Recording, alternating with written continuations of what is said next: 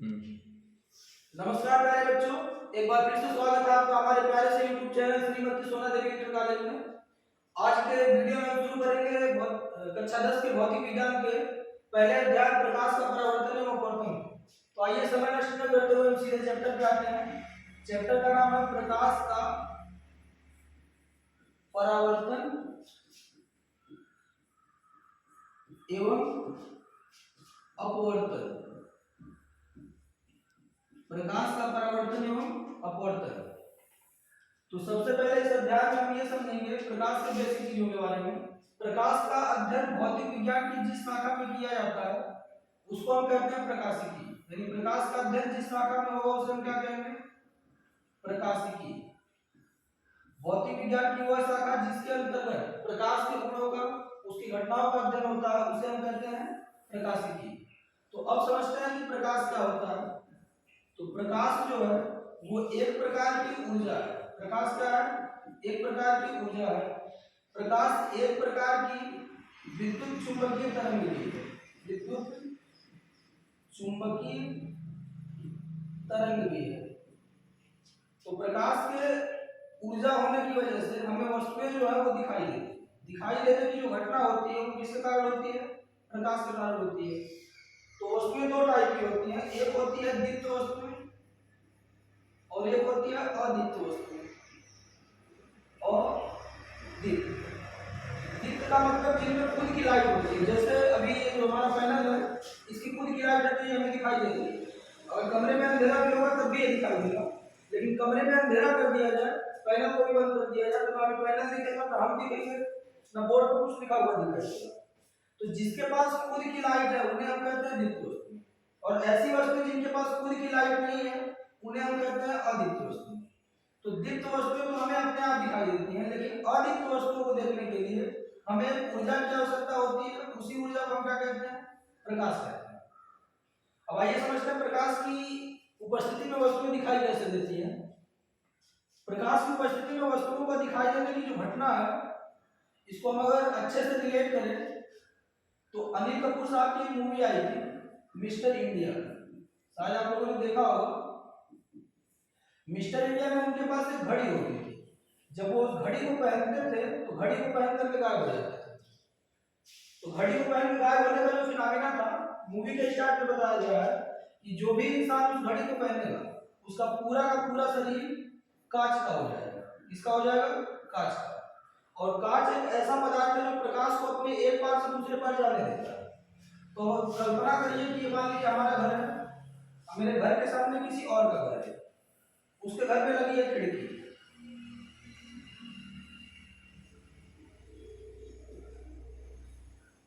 और मेरे घर में भी लगी हुई है खिड़की। अगर सामने वाले के घर की खिड़की कांच लगा है यहाँ पे, तो यहाँ से देखने पे हमें लगेगा यहाँ कुछ नहीं, आर पार दिखाई देगा। लेकिन यहाँ पे एक वस्तु है कांच लगी हुई है, वो दिखाई नहीं दे रही। दिखाई इसलिए नहीं दे रही है क्योंकि उसको पड़ने वाली जितनी प्रकाश की किरणें हैं सब उसको पार करके क्या कर रही है? चली जा रही है। तो ऐसी वस्तु हमको नहीं दिखेगी जिसको प्रकाश पार करके चली जाए। लेकिन इसके जगह पे मान लीजिए हमारे पास कोई गमला रखा हुआ है, गमले में लगा है पौधा, तो ये तो हमें दिखाई देता है, लेकिन कब दिखाई देगा? जब लाइट रहेगा तब दिखाई देगा। तो लाइट में ये गमला कैसे दिखता है? कल्पना करिए कि यहाँ हमारी आंख है और इसको हम देखने की कोशिश कर रहे हैं। तो होता यह है कि पहले सूर्य से प्रकाश की किरणें आती हैं और पौधे के ऊपर, गमले के ऊपर, हर पार्ट पे पड़ेगी। और जैसा कि आपको बता दें कि दुनिया में ऐसी कोई वस्तु नहीं है जो 100% प्रकाश को सोख सके या फिर 100% प्रकाश को वापस कर दे।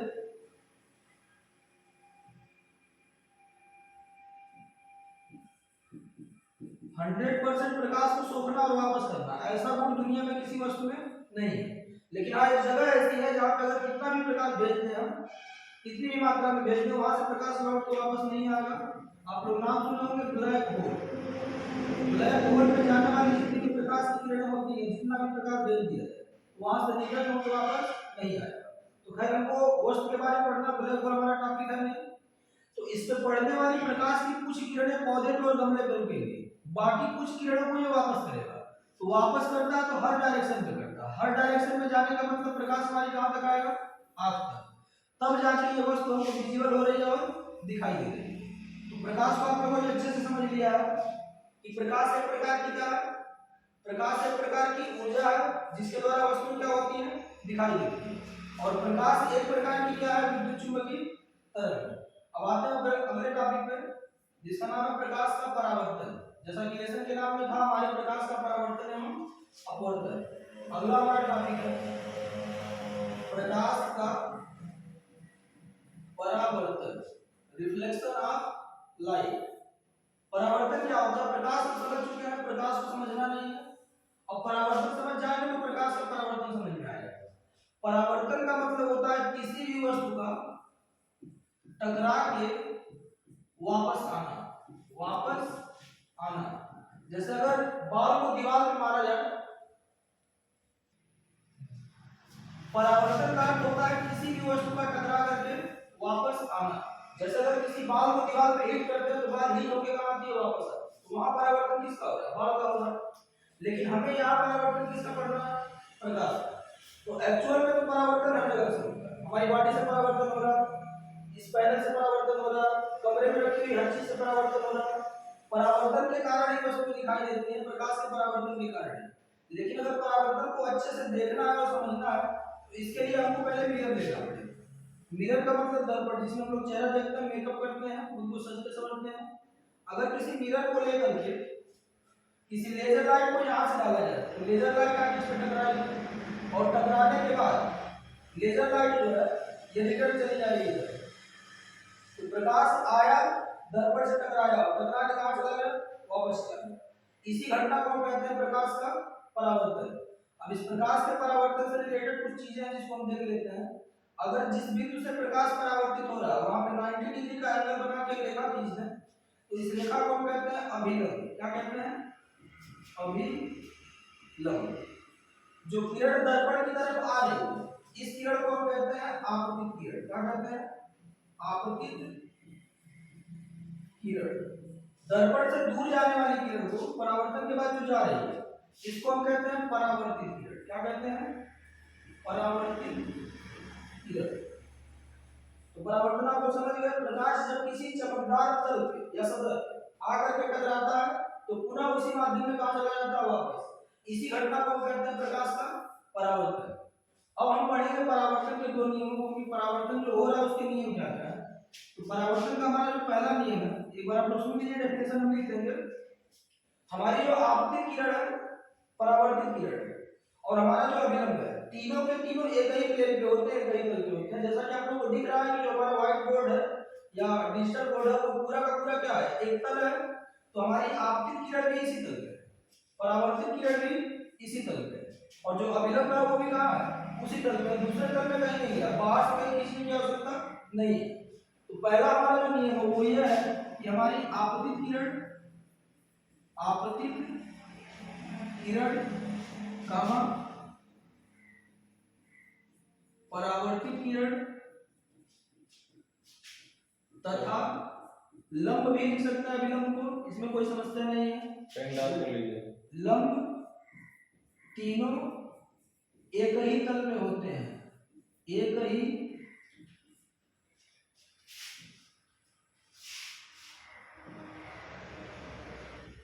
तल में होते हैं। तो ये हमारा पहला नियम है। अब आते हैं दूसरे नियम पे। हमारा जो दूसरा नियम है वो ये है, पहले उसको समझ लेते हैं। अगर आपकी किरण अभिलंब के साथ यहाँ जो एंगल बना रही है वो एंगल 10 डिग्री का, कितने डिग्री का, 10 डिग्री। तो परावर्तित किरण जब यहाँ से निकलेगी तो ये भी अभिलंब के साथ कितने डिग्री का एंगल बनाएगी, एग्जैक्ट 10 डिग्री का ही। और हालांकि आपकी किरण और अभिलंब के बीच में जो कोण बनता है उसको हम कहते हैं आपतन कोण। क्या कहते हैं, आपतन कोण। आपतन कोण की अंग्रेजी होती है इंसिडेंट एंगल, इसलिए हम इसको रिप्रेजेंट करते हैं एंगल आई से। अभिलंब और परावर्तित किरण के बीच में कोण बना हुआ है, इसको हम कहते हैं परावर्तन कोण। क्या कहते हैं, परावर्तन कोण। परावर्तन कोण इसकी अंग्रेजी होती है रिफ्लेक्ट एंगल, इसलिए इसको हम रिप्रेजेंट करते हैं आर से। तो यहाँ आप लोग देख रहे हैं कि अगर इधर 10 डिग्री बना तो इधर भी कितना बना, 10 डिग्री। मतलब जो आपतन कोण का मान है वो एग्जैक्ट किसके बराबर है, परावर्तन कोण के बराबर है। तो दूसरा नियम हम लिखेंगे आपतन कोण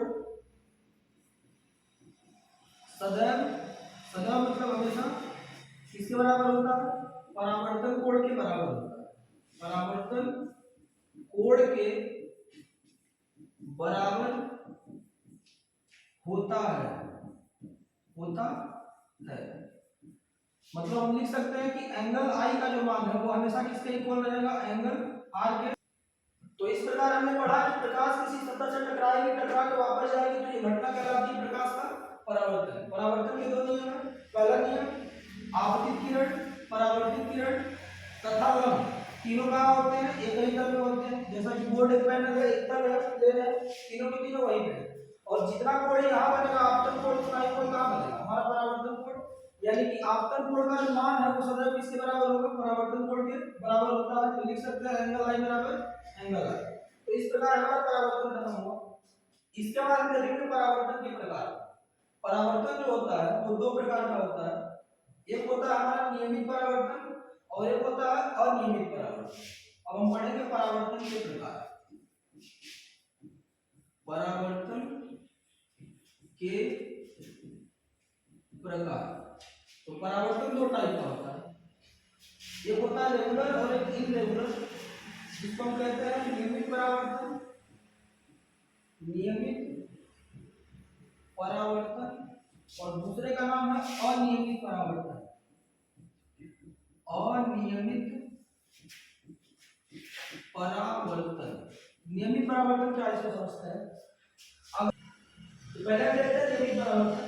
अगर हमारा परावर्तन तल बिल्कुल प्लेन है और इस पे आने वाली जो किरणें हमारी हैं अगर एक दूसरे के पैरेलल आ रही हैं, सारी की सारी किरणें एक दूसरे के पैरेलल आ रही हैं, तो जब यहाँ से ये परावर्तित होगी तो ये भी एक दूसरे के कैसे जाएंगे? पैरेलल जाएंगे। यानी कि आपतित किरण के बीच में जो कोण बन रहे हैं एग्जैक्ट वही कोण कहाँ बन रहे हैं? परावर्तित किरण के बीच में। जैसा कि आपको पता है कि दो पैरेलल लाइन के बीच में जो एंगल बनता है वो बनता है 0 डिग्री। तो यहाँ पर थीटा बराबर हमारा कितना है? 0 डिग्री। और यहाँ परावर्तित किरण को अगर देखा जाए तो परावर्तित किरण के बीच में भी जो एंगल बन रहा है वो कितना होगा? 0 डिग्री। यहाँ पे थीटा बराबर क्या लगेगा? 0 डिग्री। तो ये हो गया हमारा नियमित परावर्तन।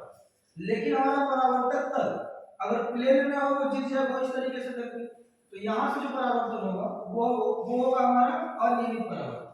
आइए इसको करके देखते हैं। अगर बहुत सारी समांतर किरणें इस पे आ रही हैं तो आ तो समांतर नहीं है, लेकिन जब ये लौटेंगी तो ये इधर चली गई, ये इधर चली गई, ये इधर चली गई। अब ये एक दूसरे को काटना शुरू कर रही है। यहाँ पे थीटा बराबर था हमारा 0 है, लेकिन यहाँ थीटा की कुछ ना कुछ वैल्यू आ जाएगी, x डिग्री या फिर y डिग्री या फिर z डिग्री। इसमें x, y और z की जो वैल्यू है वो 0 डिग्री नहीं होगी। जैसा कि आप देख रहे हैं कि जो कोण हमारे आपतित किरण के बीच में बना है वो परावर्तित किरण के बीच में नहीं बनता, तो उसको हम क्या कहते हैं? अनियमित परावर्तन। परावर्तन आपने पढ़ा, परावर्तन के प्रकार पढ़ा। एक होता है नियमित परावर्तन जो प्लेन सरफेस से होता है, सरफेस बिल्कुल प्लेन होगा और सरफेस अगर हमारा ठीक है ऊपर नीचे है तो वहां से कौन सा परावर्तन होगा? अनियमित परावर्तन। तो परावर्तन की घटना ये खत्म हुई। हमारा जो अगला टॉपिक है वो है दर्पण। क्योंकि परावर्तन को अगर अच्छे से समझना तो दर्पण का यूज करते हैं, क्योंकि दुनिया में कोई भी वस्तु 100% प्रकाश की किरण को वापस नहीं कर सकती है, लेकिन दर्पण जो होता है अब 100% तो नहीं कर सकते हैं क्योंकि धरती में कोई भी घटना 100% नहीं हो सकती। 100% नाम की कोई चीज है ही नहीं। बस खाली मान लिया जाता है बिल्कुल के लिए कि दर्पण जो है लगभग लगभग, पूरा तो नहीं लिखेंगे, लगभग ही लिखा जाएगा, लगभग 100% या फिर इसको 99.9 भी लिख सकते हैं, 0.1% कम। 99.9% प्रकाश की किरण को दर्पण क्या करती है? वापस लौटा देती है। तो परावर्तन को ठीक से समझने के लिए हमें पढ़ना पड़ेगा दर्पण को। तो आइए स्टार्ट करते हैं दर्पण को। दर्पण क्या होता है? दर्पण आप सबके घर में होगा, चेहरा देखने वाले इंस्ट्रूमेंट को दर्पण कहते हैं। अगर एक बार खोल के आप जब किया है तो हमको एक ग्लास का टुकड़ा मिलेगा, कांच का टुकड़ा मिलेगा। तो उस कांच के टुकड़े के दूसरे साइड में हमको पेंट लगा हुआ मिलेगा इस तरीके से। तो अगर किसी भी कांच के पारदर्शी टुकड़े पर एक साइड से भी पेंट लगाते हैं तो उसका रूप ले लेता दर्पण का रूप ले लेता। लेकिन ऐसा नहीं कि कोई भी पेंट उठा ले, एशियन पेंट लेके चले आए, बर्गर पेंट लेके चले आए। ये पेंट जो होता है स्पेशल क्वालिटी का पेंट होता है जिसको हम कहते हैं रेड ऑक्साइड का पेंट। क्या कहते हैं? रेड ऑक्साइड का पेड़। अगर नहीं समझ में आ रहा रेड ऑक्साइड के विज्ञान की भाषा, तो नॉर्मल सी चीज है प्राइमर, आप लोगों ने नाम सुना होगा। प्राइमर को ही कहा जाता है रेड ऑक्साइड, जो मार्केट में मिल जाती है। तो कोई भी कांच का टुकड़ा नहीं है, उसके एक साइड से हमने प्राइमर लगा दिया, प्राइमर का पेंट कर दिया या पॉलिश कर दिया, तो वो क्या बन जाएगा? दर्पण बन जाएगा। क्या बनेगा? दर्पण। तो दर्पण हम इसलिए पढ़ रहे हैं क्योंकि परावर्तन पढ़ना है, और दर्पण लगभग बता चुके हैं कि 99.9% प्रकाश विकिरण में क्या करता है? वापस कर देता है। अब दर्पण का प्रकाश से आप देखेंगे तो हमारा जो दर्पण होता है वो दो टाइप का होता है। दर्पण दो टाइप का होता है। पहला जो हमारा होता है उसको हम कहते हैं समतल दर्पण, समतल दर्पण, और दूसरा जो होता है उसे हम कहते हैं गोलीय दर्पण, गोलीय दर्पण। अब सबसे पहले देखते हैं कि समतल दर्पण क्या होता है। जैसे कि नाम में लिखा हुआ है समतल, तो समतल का मतलब होता है प्लेन। समतल का मतलब प्लेन। प्लेन से आपको समझ में आ रहा होगा कि ऐसा सतह जो बिल्कुल सीधा हो, 180 डिग्री पे हो, उसे हम कहते हैं प्लेन। तो अगर कांच का टुकड़ा हम प्लेन लेते हैं, सीधा लेते हैं, और उसके एक साइड पे हम पेंट लगा देते हैं, पेंट किसका लगेगा? रेड ऑक्साइड का। तो ये जो दर्पण बना है इसको हम कहेंगे समतल दर्पण। क्या कहेंगे? समतल दर्पण। अब आते हैं गोलीय दर्पण। जैसा कि गोलीय वर्ड हमारा है, गोली, अगर गोलीय वर्ड में से यह को गायब कर दिया जाए, यहां से यह को हम यहां से इरेज कर देते हैं, तो जब हमारा यह इरेज होगा तो हमारे पास बच गया गोली। क्या बच गया? गोली। गोली को थोड़ा सा चेंज करके हम गोला लिख सकते हैं। क्या लिख सकते हैं?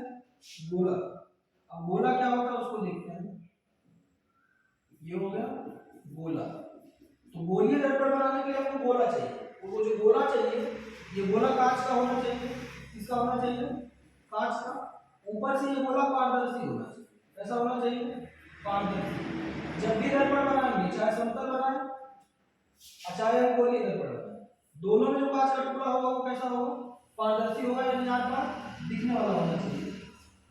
तो सबसे पहले हम गोला बना लेते हैं। फिर ये हो गया हमारा गोला। ये गोला और बनाएंगे क्योंकि हमारा गोलीय दर्पण दो टाइप का होता है। अगर इस दर्पण को बीच में से कट कर लिया जाए, इसमें से इधर वाले पार्ट को हम गायब कर दें, डॉट डॉट हो रहा है, ये गायब हो गया। इसको भी बीच में से हमने कट कर लिया, इसमें से इधर वाला पार्ट हम गायब कर दें। तो अब अगर इसमें पेंट करना हमको, तो इस वाले में जो पेंट करेंगे इसके उभरे हुए हिस्से को पेंट करते हैं। तो परावर्तन कहां से होगा? दबे हुए हिस्से से। इसमें पेंट दबे हुए हिस्से में कर देते हैं, तो अब जो परावर्तन होगा वो कहां से होगा? उभरे हुए हिस्से से। तो जब पेंट हमारा उभरे हुए हिस्से पर लगे और परावर्तक तल अंदर धंसा जाए, तो इसको हम कहते हैं अवतल दर्पण। क्या कहते हैं? अवतल दर्पण। और अगर पेंट दबे हुए हिस्से में लगा है, परावर्तक तल उभरा हुआ है, तो इसको हम कहते हैं उत्तल दर्पण। क्या कहते हैं? उत्तल दर्पण। समतल दर्पण आप लोगों ने देखा होगा, लेकिन दिमाग में सवाल यह आ रहा होगा कि अवतल दर्पण कहां होता है, उत्तल दर्पण कहां होता है। तो हमारी जनरल लाइफ में इसको भी यूज किया जाता है। अब इसका अलग अलग हम यूज बताते हैं कि समतल दर्पण का यूज कहां है, अवतल का यूज कहां है, उत्तल का यूज कहां है। तो जैसा कि नॉर्मल तरीके से चेहरा देखने के लिए, बाल और संवारने के लिए समतल दर्पण का यूज करते हैं, लेकिन जो वीआईपी लोग होते हैं, अगर उनको शेविंग करनी है, यानी कि दाढ़ी बनानी है या फिर उनको बाल बनाना है, तो उसके लिए वो यूज करते हैं अवतल दर्पण। क्या यूज करते हैं? अवतल दर्पण। क्योंकि अवतल दर्पण के जब बहुत करीब हो जाते हैं तो हमको इमेज बड़ा दिखने लगता है, तो छोटे हुए जो बाल है हमारे दाढ़ी के, वो बड़े दिखेंगे तो आसानी से शेविंग हो जाएगी। अब दूसरा हमारा है उत्तल दर्पण। तो उत्तल दर्पण का यूज कहां होता है? उत्तल दर्पण में बनने वाला जो इमेज होता है वो होता है छोटा। कैसा होता है? छोटा। तो उत्तल दर्पण का यूज हम करते हैं मेकअप बॉक्स में। क्या करते हैं? मेकअप बॉक्स के अंदर। लड़कियों का जो छोटा सा मेकअप बॉक्स होता है उसमें एक मिरर लगा होता है गोल सा, तो वो जो मिरर लगा होता है वो कौन सा मिरर होता है? उत्तल दर्पण होता है हमारा। उत्तल दर्पण इसलिए यूज करते हैं क्योंकि उसमें छोटा इमेज लगता है। तो जब कोई लड़की अपना चेहरा उसमें देखेगी तो पूरा का पूरा चेहरा दिखेगा, तो मेकअप करने में आसानी होगी। तो मेकअप बॉक्स में लगा हुआ दर्पण कौन सा होता है? उत्तल दर्पण। दाढ़ी बनाने के लिए किसका प्रयोग करते हैं? अवतल का। बाल बनाने के लिए अवतल का। इसके अलावा अगर कोई डॉक्टर आपका कान चेक कर रहा है, आपका नाक चेक कर रहा है, तो उस समय भी वो किसका यूज करेगा? अवतल दर्पण का ही यूज करेगा। कान के अंदर फंसी हुई छोटी चीज का इमेज बड़ा दिखेगा, नाक के अंदर फंसी हुई चीज का इमेज कैसा दिखेगा, बड़ा दिखेगा।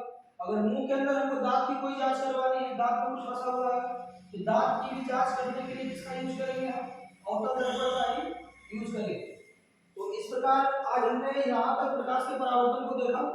अगर एक बार में ये वीडियो बनाई जाए तो बहुत लंबी हो जाएगी, आप लोग भी बैठ के बोर होंगे। तो मिलते हैं इसके अगले पार्ट में, अगले वीडियो में। अगर अच्छा लगे तो चैनल को लाइक शेयर और सब्सक्राइब जरूर करें। जय हिंद, जय भारत।